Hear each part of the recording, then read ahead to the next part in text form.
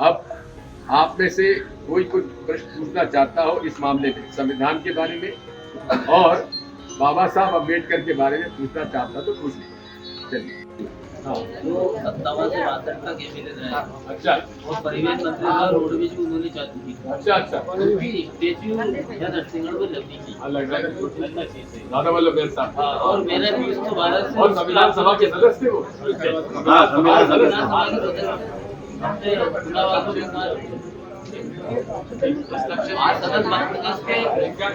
निकलवा लेता हूँ।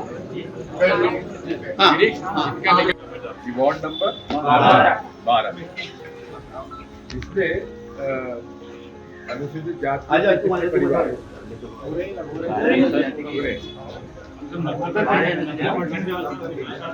उसमें वाल्मीकि भी और जातक भी।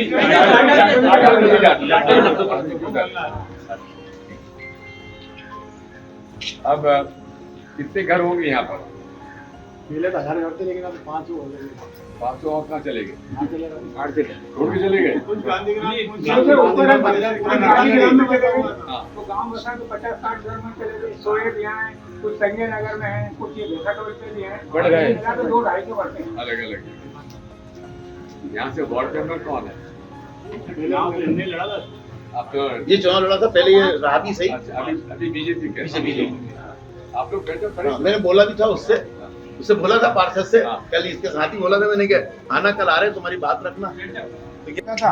आपके रोड पर टोली रोड पर हीरो बहुत लोग काम है। अच्छा, बदलाल जाटव बाबूजी में रहता हूँ। क्या चाहते हो? मेरे जवान लड़के खत्म हो गए।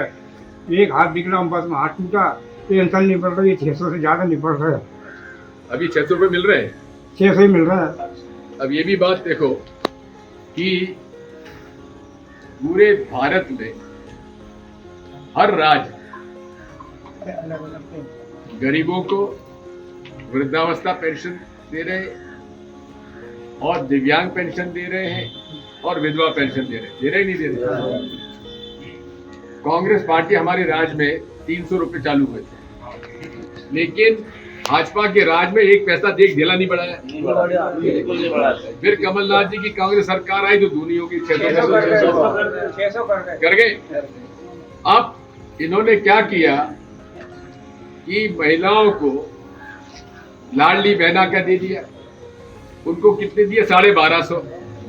लेकिन उसी मोहल्ला में बेचारी वृद्धावस्था जो विधवा पेंशन मिल रही उन्हें मिल रहे 600, वो और भी गरीब है।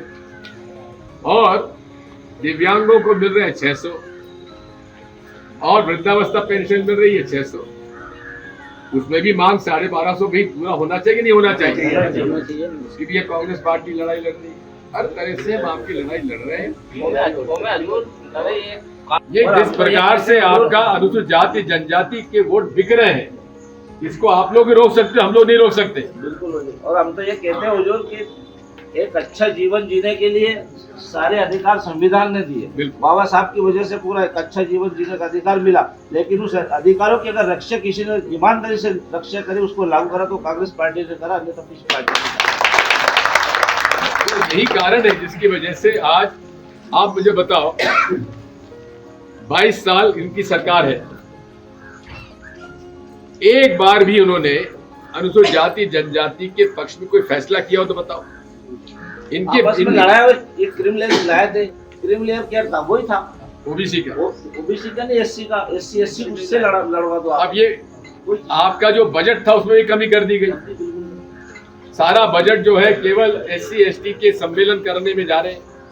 बाबा साहब अम्बेडकर के मूर्ति लगाएंगे, उसमें भी विरोध करते हैं, जबकि कोई बात ऐसी नहीं है। इन सब बातों को समझने के लिए ही कांग्रेस पार्टी आज गांव-गांव घर-घर जा रही है।